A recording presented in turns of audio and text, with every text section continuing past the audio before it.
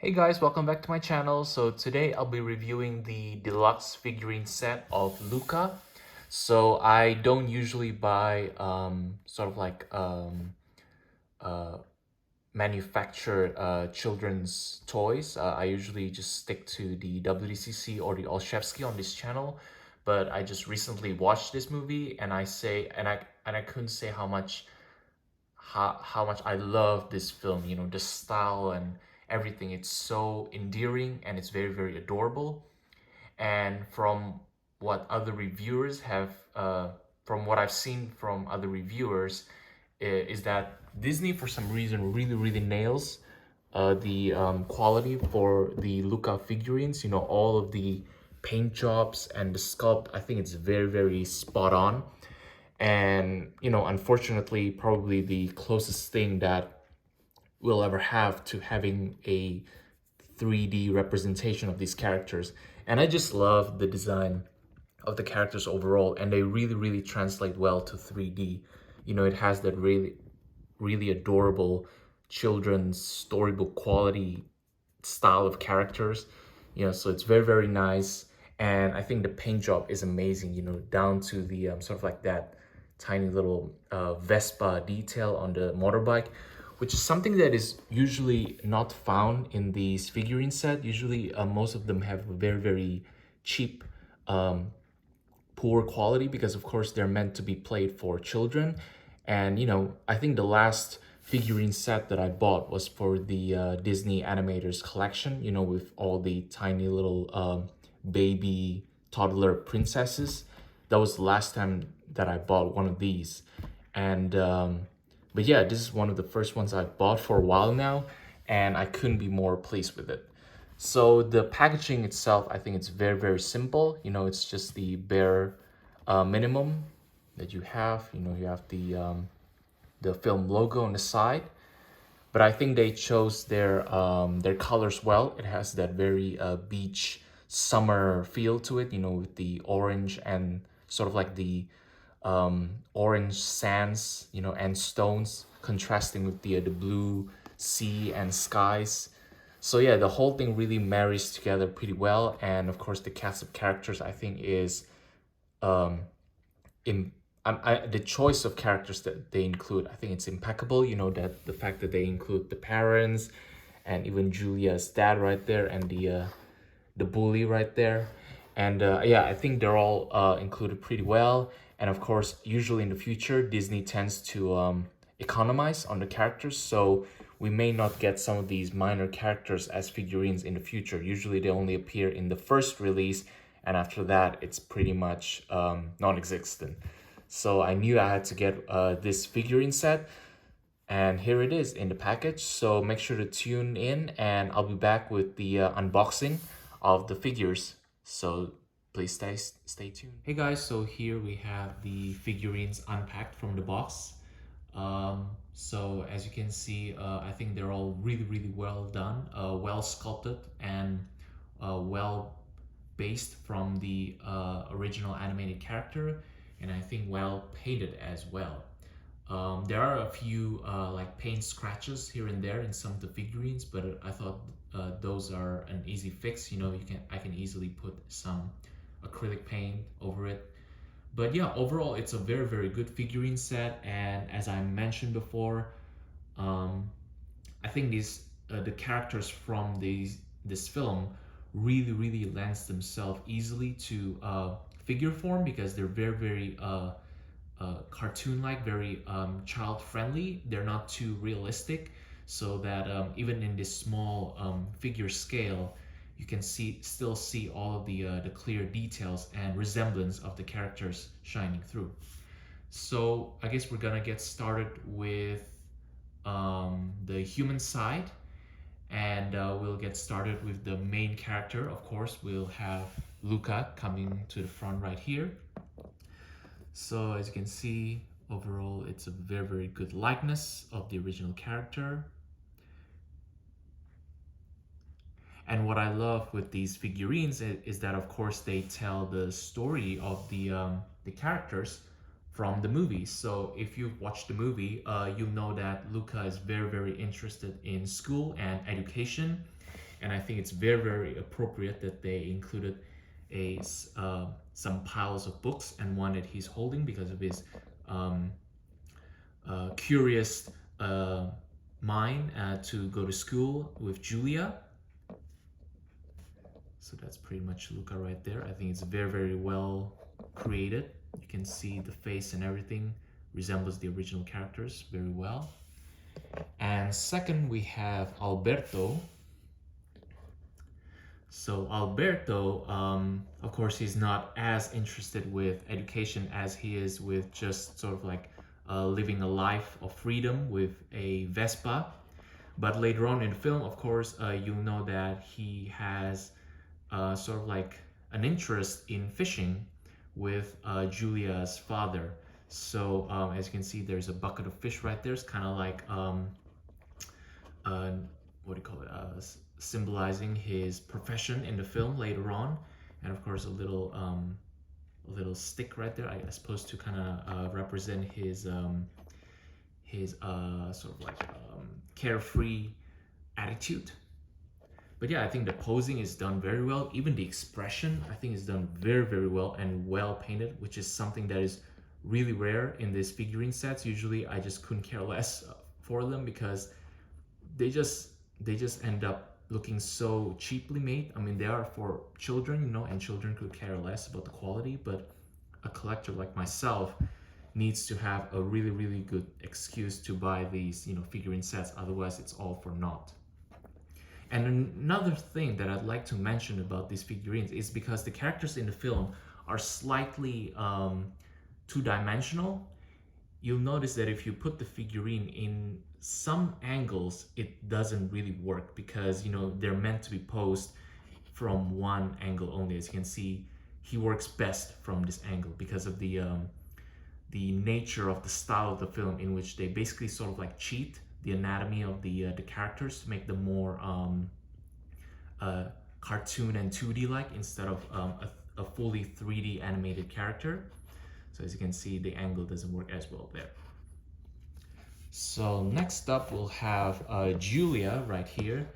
At first when I saw her in the trailer, I thought she's gonna be overshadowed by the other two stars of the film, but I thought she really, really held her own very, very well in the film. You know, she has her own attitude, you know, she has her own relationship with her dad, which kind of adds a bit more dimension to her. Of course, her rivalry with Ercole right there really, really adds to her character as well.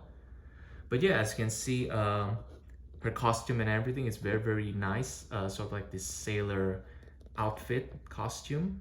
They even added a little bit of, I don't know what is there, probably some kind of a handkerchief or something like that. And of course she's carrying 2 buckets of fish because of her dad's profession as a fisherman. So there you have it. And next up we have the villain of the film, which is Ercole, more of like a school bully, a child bully sort of like character. And when I first saw the film, the first Disney character which popped into my mind, which probably inspired this character, was Mortimer Mouse. If you're familiar with Mortimer Mouse, he's the sort of like that tall, lanky mouse rival to Mickey Mouse from the original Mickey Mouse shorts. And usually in those stories, Mortimer always tries to act suave and cool, but in the end, of course, he's always revealed for the ridiculous fool that he is. And Mickey and the audience really, really never liked him from the moment he first stepped into the screen. And I thought Ercole right here really, really sort of like reminds me of that. And a little bit of Gaston, because, you know, Gaston is sort of like the of course, Gaston is more charming than Ercole, and the townspeople actually liked him. No one in the film actually liked Ercole, so he thought that he's this sort of like a role model for the city, but really, you know, it's all in his own mind. And yeah, but yeah, I thought he reminds me a lot of Mortimer because, of course, he's also tall and lanky, and he has this sort of like slick, oily charm to him, you know. like he's pretending to be charming, but we all know that he's just a slime ball. And but yeah, but as far as the figure itself, I think it's very, very well done. As you can see, they even printed the word Vespa right there very, very clearly. And all the various tiny little gears on the wheels are very well painted. And even if you go back here, they even painted the sort of like the keys to his Vespa right there. They even have some plate numbers on the back. And of course, they included his beloved wool shawl, which he always wear and make sure not to get wet. Unfortunately, there's the one of the little mark that I mentioned before. I'll just have to paint that over with some acrylic. Hopefully that'll go away. But yeah, that's pretty much it for Ecole right here. And next up we have Julia's dad, whose name unfortunately escapes me. Many of the names in the film are very, very hard to remember, you know, aside from the main characters, because, you know, they're just Italian names, and they're too, in my opinion, too unique to Italy, that American people such as myself have a very difficult time sort of like remembering them, because they're very, very authentic.